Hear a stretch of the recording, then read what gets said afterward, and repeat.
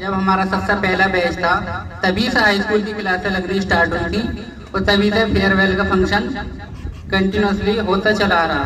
बहुत अच्छा लगता है। अब परिवार से बिछड़ना मुश्किल तो होता है, लेकिन ये संसार का नियम है कि जो चीज हमें पसंद आती चली आती है वो छोड़नी जरूर होती है कभी ना कभी।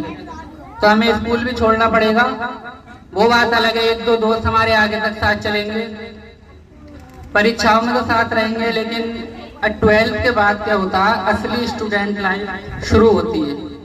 12th तक सब क्या है, कुछ सिर्फ पास होने के लिए पढ़ रहे थे अब तक कि 12th करेंगे निकल लेंगे किसी काम पे। इसके बाद जो है कैरियर हमें चूज करना कि जाना किधर है। 20 रास्ते इसी 12th के बाद खुलते हैं अलग अलग तरीके से। ऐसा कुछ नहीं है कि सब लोग उसी तरफ दौड़ते हुए चले आए। कोई नीट की तैयारी के लिए चला जाएगा, कोई गवर्नमेंट जॉब की तैयारी करेगा जैसे हमने की थी, कोई बीटेक करने के लिए निकल जाएगा, यानी सब अलग अलग रास्ते चूज करेंगे। तो मेरा कहने का मतलब ये है, अगर आपको पढ़ाई करनी है तो अनुशासन और मेहनत के साथ करनी पड़ेगी, वरना 12th के बाद पढ़ाई छोड़कर अपना कोई काम देखें। डिग्री इकट्ठी करने से कोई फायदा नहीं है। आप कितनी भी BA, MA, BSc कितनी डिग्री इकट्ठी कर लो, कोई देखने नहीं आता। ये सब आप अच्छी तरह जानते हैं। लोग क्या देखते हैं, आपकी नौकरी देखेंगे, चाहे वो प्राइवेट हो या सरकारी। सरकारी का तो आपको मैटर पता ही है, अपना इंट्रोडक्शन कहीं देने की जरूरत नहीं है, आसपास इलाके में आपका नाम हो जाता है कि सरकारी नौकर है।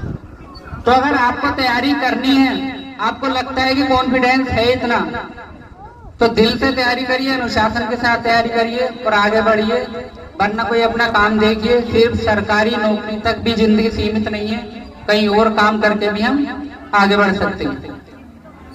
और 12th की जो परीक्षा दे रहे हैं 10th की, मैं उनसे कहना चाहूंगा, मैं अक्सर ड्यूटी करता हूँ बोर्ड परीक्षा में और अलग अलग जगह ड्यूटी करते हैं। कंपटीशन में मैं ड्यूटी करता हूँ, कंपटीशन के जो एग्जाम होते हैं वहाँ ड्यूटी करते हैं।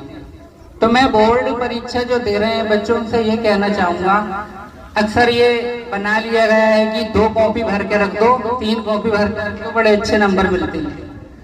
मैं खुद का एक्सपीरियंस बता रहा हूँ, आप एक के बजाय आधी कॉपी भरें, लेकिन अच्छा लिखें, सबसे अच्छा साफ राइटिंग में लिखें, प्रॉपर वे में लिखें और साफ राइटिंग में लिखें।